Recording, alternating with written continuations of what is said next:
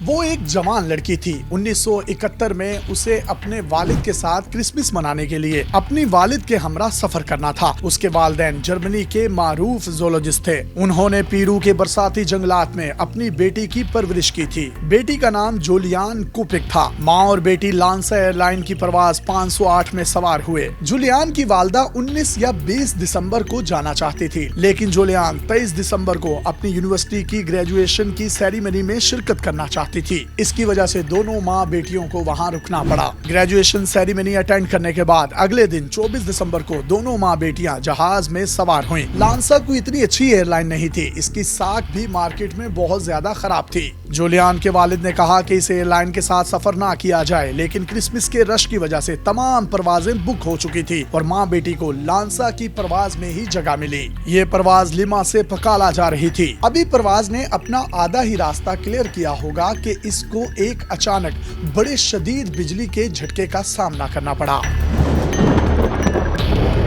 یہ شدید جھٹکا آسمانی بجلی تھی جو کہ اس جہاز کے ساتھ ٹکرا گئی تھی۔ طیارہ بجلی کے اس خوفناک جھٹکے کو برداشت نہیں کر پایا اور ہوا میں ہی ٹکڑے ٹکڑے ہو گیا اور نیچے زمین کی طرف گرنے لگا۔ طیارہ اس وقت 10,000 فٹ کی بلندی پر ایمیزون کے جنگلوں کے اوپر پرواز کر رہا تھا۔ اس کا ملبہ گہرے جنگل میں جا گرا۔ اس حادثے میں مجموعی طور پر 15 مسافر زندہ بچے، جن میں سے 14 مدد کے انتظار میں جانے گوا بیٹھے، جبکہ جولیان وہ واحد ایک ایسی مسافرہ تھی جو زندہ بچی اور آج تک تاریخ میں زندہ ہے۔ جولیان کی اس وقت عمر 17 سال تھی۔ جب وہ نیچے گری تو اگرچہ اس کی جان بچ گئی، لیکن اس کی حالت انتہائی بری تھی۔ اس کی ہنسلی کی ہڈی ٹوٹ چکی تھی، اس کے بازو میں انتہائی گہرا زخم تھا، اس کی آنکھ پر چوٹ لگی تھی اور اس کے ساتھ ساتھ اسے ہیڈ انجری بھی ہوئی تھی۔ اس نے اتنی مشکلات اور زخمی ہونے کے باوجود ہمت نہیں ہاری اور اپنی مدد آپ کرنے کا فیصلہ کیا۔ جولیان کے والدین زولوجسٹ تھے اور انہوں نے اپنی بیٹی کو جنگل میں سروائیول کی تربیت دے رکھی تھی۔ جولیان کے والد نے اس کی پرورش میں تربیت کرتے ہوئے یہ بات بتائی تھی کہ اگر بیٹا کبھی جنگل میں کھو جاؤ تو سب سے پہلے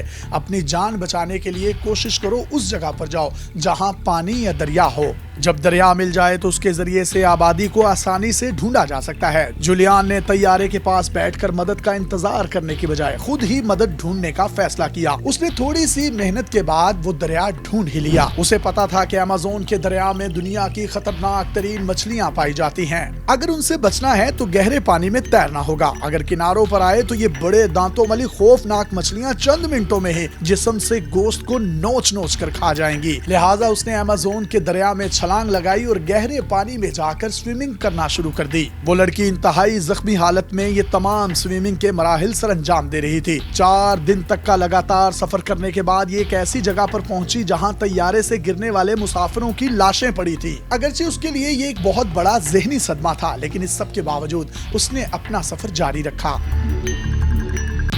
آخرکار 9 دن کا انتہائی جان جوکھوں والا سفر کرنے کے بعد وہ ایک ایسی جگہ پر پہنچی جہاں ایک جھونپڑی تھی۔ وہ جھونپڑی میں داخل ہوئی تو جھونپڑی میں کوئی نہ تھا۔ اس کا سسپینس بڑھ گیا کہ اتنے بڑے جنگل میں یہ کسی انسان کی بنائی ہوئی جھونپڑی، لیکن یہاں کوئی انسان نہیں۔ اصل میں وہ مچھیروں کی جھونپڑی تھی جو کہ شکار کے لیے مچھلیاں پکڑنے گئے تھے۔ یہی وجہ تھی کہ جھونپڑی میں کوئی نہ تھا۔ جولیان فوری طور پر اس جھونپڑی میں گھس گئی۔ یہاں پیٹرول پڑا ہوا تھا۔ اس کے والد نے اسے تربیت دی تھی کہ اگر جسم میں کیڑے پڑ جائیں تو پیٹرول ڈالنے سے یہ باہر نکل آتے ہیں۔ اس نے اپنے والد کی تربیت کے مطابق عمل کیا اور اپنے بازو پر پیٹرول چھڑکنے لگی۔ اس سے کیڑوں میں بے چینی پیدا ہوئی اور وہ اپنی جان بچانے کے لیے گوشت کے مزید اندر گھسنے لگے۔ اس عمل کے دوران اس کے جبڑوں کی گرفت کمزور ہو گئی۔ یہ ایک انتہائی تکلیف دہ مرحلہ تھا جس میں جولیان کی چیخیں رکنے کا نام نہیں لے رہی تھی، لیکن اس نے ہمت کا دامن ہاتھ سے نہیں چھوڑا۔ اس دن اس نے اپنے ہاتھ سے 30 کیڑوں کو پکڑ کر زخم سے باہر نکالا۔ یہ رات کو اسی جھونپڑی میں سو گئی۔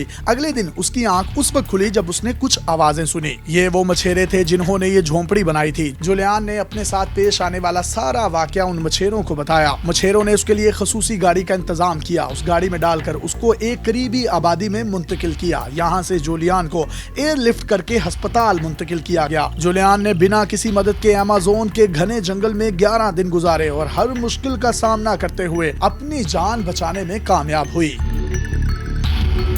आप सोच रहे होंगे कि जूलियान की कहानी यहाँ खत्म होती है, ऐसा नहीं है। जूलियान ने इसके साथ साथ एक और कारनामा भी सरअंजाम दिया। उसने इब्तदाई तिबी इमदाद मिलने के बाद जहाज के मलबे की तलाश करने वाली सर्च पार्टीज की मदद करने का फैसला किया। ये अभी तक जख्मों से मुकम्मल तौर पर सेहतयाब नहीं हुई थी, लेकिन फिर भी उसने अपनी वालदा की खातिर ये कदम उठाया। कई रोज से नाकाम रहने वाली सर्च पार्टीज जूलियान की मदद से जल्द ही जहाज के मलबे तक पहुँचने में कामयाब हो गयी। जूलियान की इस काविश की वजह से बहुत सी डेड बॉडीज को रिकवर किया गया। जूलियान की वालदा की लाश 14 जनवरी 1972 को मिली। सर्च ऑपरेशन मुकम्मल होने के बाद जूलियान अपने आबाई वतन जर्मनी वापस लौट आई। जर्मनी में उसका मजीद इलाज हुआ और मुकम्मल सेहतयाब होने के बाद उसने अपने वालिदैन के नक्शे कदम पर चलने का फैसला किया। उसने भी ज़ूलॉजी की तालीम हासिल की और जानवरों की एक बहुत बड़ी माहिर बन गई। जूलियान चमगादड़ों में खसूसी महारत रखती हैं। उसने अमेज़न के जंगल में पाए जाने वाले चमगादड़ों पर मुकाले भी तहरीर कर रखे हैं। वो आजकल एक तहकीकाती इदारा जो जानवरों पर तहकीकात करता है वहाँ लाइब्रेरियन के तौर पर काम कर रही हैं। अपने मेजबान यासिर शामी को पाकिस्तान के सबसे बड़े digital media network daily Pakistan से इजाजत दीजिए और देखते रहिए डेली पाकिस्तान। अल्लाह हाफिज।